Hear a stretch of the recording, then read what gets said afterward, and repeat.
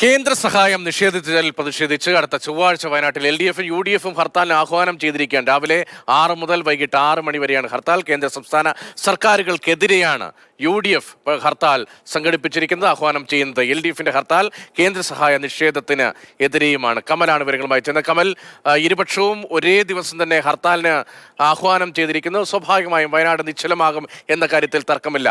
അതേസമയം തന്നെ വളരെ ഗൗരവമുള്ള വന്ന് ഈ പുനരധിവാസ പ്രവർത്തനങ്ങൾ അത് പരിപൂർണമാക്കാൻ കഴിയാതെ പോകുന്നതിന്റെ ഉത്തരവാദിത്തം ആർക്കാണ് എന്ന ചോദ്യമാണ്. ഹർത്താലുമായി ബന്ധപ്പെട്ട് ഇരുപക്ഷവും ഏത് നിലയിൽ കാര്യങ്ങൾ വിശദീകരിക്കുന്നു.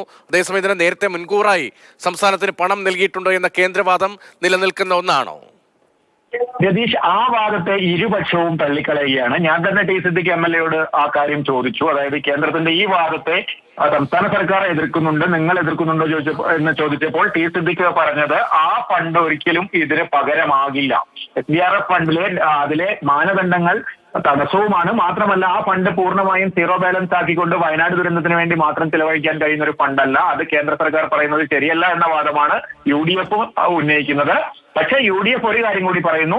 സംസ്ഥാന സർക്കാരിന്റെ കുറെ വീഴ്ചകൾ നിയമസഭയിലടക്കം ചൂണ്ടിക്കാണിച്ചിട്ടുണ്ട്. അത് സംസ്ഥാന സർക്കാരും പരിഹരിക്കുന്നില്ല. അതുകൊണ്ടാണ് തങ്ങൾ രണ്ട് സർക്കാരുകളെയും പ്രതിസ്ഥാനത്ത് നിർത്തിക്കൊണ്ട് ഹർത്താൽ നടത്തുന്നത് എന്നാണ് UDF നേതാക്കൾ പറയുന്നത്.